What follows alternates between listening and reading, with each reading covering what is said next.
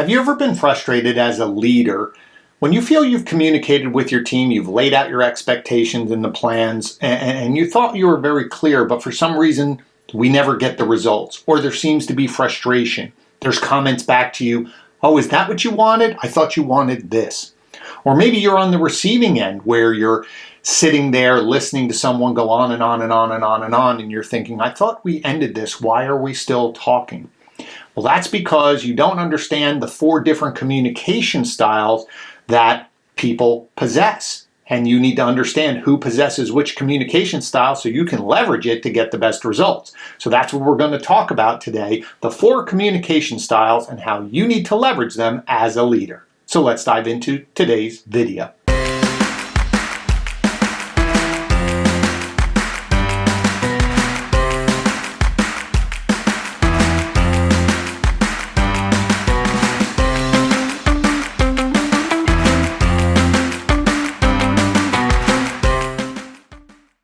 Hi, and welcome back to another episode of You're in Charge, Now What? I'm your host, Glenn Pasch, and the goal of this channel is to help those of you that find yourself now in charge of a team, a division, or even a business, build the skills necessary to lead high-performing teams. Each week, I'm going to focus just on one topic. I'm going to share some tips and strategies that have helped me build my businesses so that you can generate consistent results from your team and, of course, improve the bottom line of your business. So if you're new to the channel, please subscribe. It would mean a lot to me. Just click the bell down below. You'll be notified when I add new videos, which I do every single week. And then also please throw some comments down below. Let me know what you like, what you don't like. I'm always trying to improve the channel, the quality, as well as the topic. So if there's something you'd like me to talk about, throw it in the comments and let's have that conversation. So let's dive into today's episode talking about communication styles. There are 4 distinct communication styles. Not everyone possesses the same ones. Sometimes people may possess a little of both. But it's really important for you as a leader to understand these 4 communication styles so that you can leverage that information and get the most from your team. So let me paint a picture for you. As I said in the promo, what if you're talking to someone, either one-on-one or in front of your team, and you feel you've communicated everything to them correctly, but I'm not getting the results? Or maybe you're in front of, let's say you're in front of your team, and as you're presenting, you're watching a few people very intently listening in the beginning, and all of a sudden they drift away and maybe they're doodling. Or maybe at the end when you're done and you think the meeting's over, you have a few people coming up and they're still talking. And you say to yourself, I thought we went through this in the meeting. Why are we still talking about that? Notice now what's happening is we're having frustration. That's because each of those individuals possessed a different communication style, and you need to be aware of it so that you can control it and maximize their performance. So, what are those 4 communication styles? I know you're jumping in and you're saying, Glenn, can we get to this? Many of you have probably heard of Briggs-Myers or the DISC profile for personalities, and it is very similar, and it's my story or my information here about communication falls into those categories of those 4 personalities because everyone possesses a distinct way of communicating to others and receiving communication. So as you hear of these 4 personality types, I'm going to take it down a step to understand how I need to communicate with them. So let's talk about the 4 personality types and how they need to be communicated with. The first one we'll call the Dominator. And that is probably about maybe 5, 7, at most 10% of the population is a Dominator. A lot of times these are people in a leadership position. They process information very quickly. They are constantly looking long term. They don't necessarily like getting caught in the weeds of all the minutia. And that's why it can be frustrating. Now, remember when I used the example of you speaking in front of a group and you notice someone very intently listening and then all of a sudden they started doodling? Possibly that person could be a Dominator, meaning they processed the information. They knew what we need to do, and in their mind they're going, why are we still talking about that? Can I get going? Maybe you've dealt with somebody one-on-one and you started going through what you needed them to do and they said, got it, boss, and off they left. Or they kept saying, can you get to the point? I got to get going. Because one of the traits of a dominator is time is important to them. They need to get going. They don't want to get bogged down in over-talking, overthinking. Action works for them. So let me give you, maybe this will also help you for an example. Maybe you worked for someone and you put together a beautiful report, a 30-page report, graphs, charts, everything. You're super proud of it. You lay it down on their desk. They flip to the summary page, read it, and go, okay, Glenn, thank you very much. And you feel cheated. But you have to understand that's the way they communicate. They need those bullet points, that high-level information. They're not going to go through that report with you right then. Maybe they'll read it and maybe they'll have some questions for you later. But that to them is a waste of time. They trusted you, and it's important for you to understand that. They trusted you to deliver. They looked at the results. Either it's winning or losing. What did we do? How much did we generate? It's all black and white to them, so that they can make decisions with this information to continue to move forward. So again, if you have a dominator on your team, or if you yourself is a dominator, understand that's the way you process information. But as a dominator leading a team, your team, remember 5%. That means a very small part of your team thinks the way you do, and you have to pivot. And it's really hard. Communication is really hard because it can be frustrating for a dominator to feel that I have to keep talking because I already figured this out. But you have to understand your team needs information processed in a different way. So when you're dealing with a dominator, be very brief, respect their time, to the point, bullets, high-level charts, graphs, and move on. The second one is what we call the storyteller. Some in the disc, it could be the inspirer,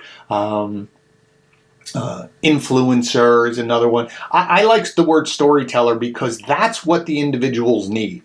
Either you as a storyteller, when you're presenting, you want to paint the picture. We're going, let me show you where we're going. Let me show you a picture. Let me paint you the picture of how it's going to happen, where we're going to end up. And that's great for you because it helps you visualize. They're visual people. Visualize what's going on. Remember what I said with the dominator. They like bullet points. The storyteller likes pictures. Show them a picture. Show them a graph. That works better than text for a lot of times. At least for the storytellers that I've met. So same thing. If I'm a storyteller, that's great. Somebody else may need that. So if I know that you're a storyteller, that means I have to paint the picture for you. I can't just give you a bullet point list and hope you get it. I have to paint the picture. Now, one of the things that happens when you have storytellers on your teams is if you're dealing with them and they need to tell you or they're painting the picture for you, you have to find a way to politely curb the conversation after a little bit. Maybe you might say, Glenn, that's fantastic. I really appreciate all that. We have to pick this up in a little while because I have a meeting. At least you gave them the opportunity to tell a little bit of the story so they feel that you understand all the work they did on this report, right? Remember that example? That was probably a storyteller. They wanted to talk about it, paint the picture of all the work I did, and you felt a little cheated. So again, understand that. So if you're a dominator in that case, in that example, you might say, Glenn, I see you put a lot of work into this. Thank you for the bullet points. Love to talk to you about this at another time, but right now I have XYZ. At least you acknowledged that we'll talk about it at another time. And hopefully you do. But it's really important. Storytellers also sometimes are leaders because they have big personalities. They're very outgoing. They like taking risks, meaning or not risk in challenging themselves all the time, but they like the adventure. If someone says, let's try this, they're like, sure, let's go on an adventure. So it's important to understand about the storyteller. The largest group on your team are going to be what I call the safe and structured individuals. Those are very ritualized. You could probably set your watch by them. They show up at the same time, probably have the same lunch, or they go out at the same time, bring their coffee in. It's ritual. They like that consistency, that structure. They do really well with process. They're not going to be the storyteller. That adventure in the picture, they want to know what's the process. How do we do this? Why? Because they don't like change. So it's very important when you're communicating to a safe and structured person that you're easing into it, you're giving them time. So if you're going to have a change in a process or a change in a company procedure, or maybe even as simple as we're going to relocate our department from here to there, give them enough time to process, because they're always trying to figure out, how does this affect me? The other thing when you're talking to a safe and structured, understand that they are very loyal, they follow processes, they don't want to disappoint you as a leader. So when you call them in, Glenn, can I have a word with you? They are going to revert back to when you were in grammar school and you were called to the principal's office. And that whole walk down the hallway, you kept thinking, oh my God, what did I do? Am I in trouble? What's going on? And maybe it was just, hey, your mother dropped your lunch off for you, forgot to bring it. And all the way back you go, whew. They feel the same way. They don't want to disappoint. Any change is nerve-wracking for them. So it's really important that you plan out, give them enough time. We're going to meet for the next 3 weeks and do this. And we're taking baby steps along the way so that it feels comfortable. Again, change is not easy for them. So when you're communicating with these individuals, it's really important what's in it for them, why are we doing this, how is it going to change, and what's in it on the other side. What's it going to look like? But it's about them. It's not big picture, it's all about them. Now the last group is what we call the calculators. They're the ones who need all the details, the nuts and bolts. They like breaking it apart, understand why. They're the ones who like to know what everybody's doing, not just their job. They want to know how their job influences someone else and how it all connects. So remember when we were talking about the storyteller? They don't like a lot of text. They like pictures and images and stories, almost a visual, show them a video. Well, a calculator, they're the ones who want the manual. They want the manual. They want to read every step. They want to go through it. They are the people, as I said, they are the engineers. They will take it apart, put it back together. That's important to them. All the nuts and bolts. How? There is no data point too small. There is no minutia too small. It is frustrating for a dominator to have that conversation because although they are similar in a lot of ways because it's step by step, it's bullet points, sometimes it's a little too much, but it's technical, which is more aligned to a dominator because it's black and white versus painting this lovely picture. So I told you those are the four, how you need to interact and how they interact. So how do you work it all together? Who do you put together? Who do you need to be aware of so that you can flip-flop through this? So most, as I said, a lot of leaders are dominators. As I said, if you think of people you've worked for, if they were, I just want this report, just cut to the chase, what are we doing? Probably a dominator.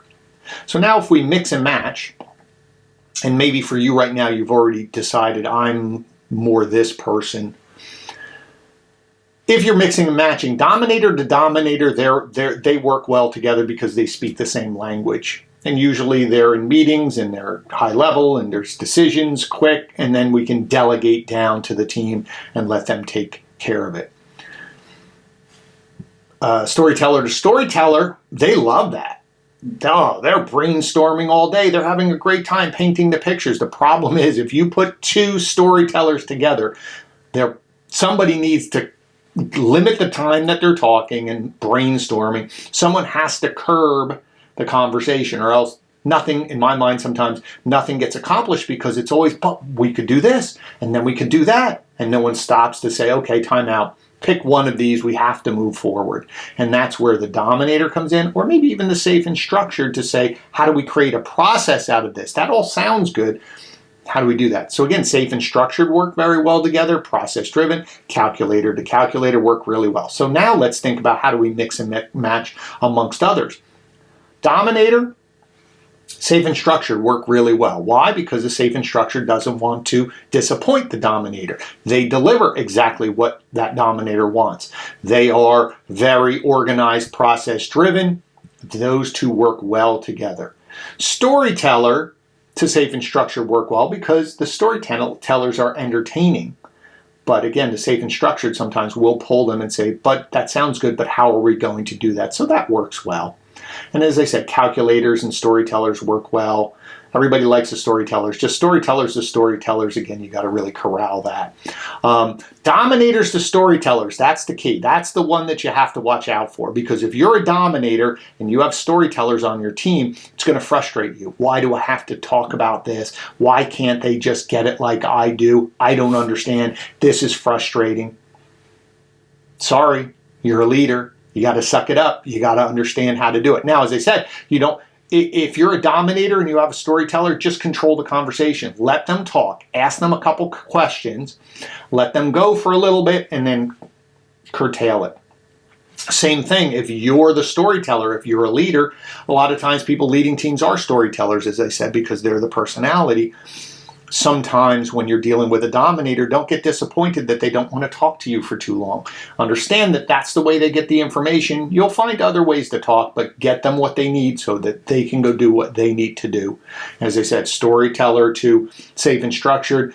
Just don't paint the rosy picture for too much. It could scare them because change is not something that is easy for them to embrace. So it's really important for you to take a step back, understand who you are. You might balance between two. I personally, for me, have a little bit of each, but as I've stepped up in roles of running team, I have a tendency to be a little more of a dominator, but I still ultimately am the storyteller. I understand that, but that dominator has gotten into me where I know I have to finally make a decision. I have to get a process in place. I also delegate. But I understand my team and I know who needs what and how to talk to them to get the most out of them. So I hope you found this useful. It's a really important key. Understanding how to communicate with your team, understand how they communicate back to you and who you are as a personality type will help you get the most results out of your team, because you'll know how to communicate to them so that they then can feel comfortable executing on the tasks, delivering the results, and generating consistent results for your team. So I thank you so much, as always. If you've made it this far, I really do appreciate it. But hey, please subscribe. So this way, every week, you will be notified when I release new videos. I do it every Tuesday and Thursday. Again, please put the comments in. I'd love to hear from you. And again, share this out with your network as well, because there's a lot of people who could use this information and they don't get this type of training a lot. And so that was my goal with this channel. I want to help you out there become better leaders. So thank you again for your focus, for your watching through this whole video, and as the way I end every single episode. You're in charge, but now you have a few more tools to help you become more successful. Thanks again, and I look forward to seeing you on the next episode.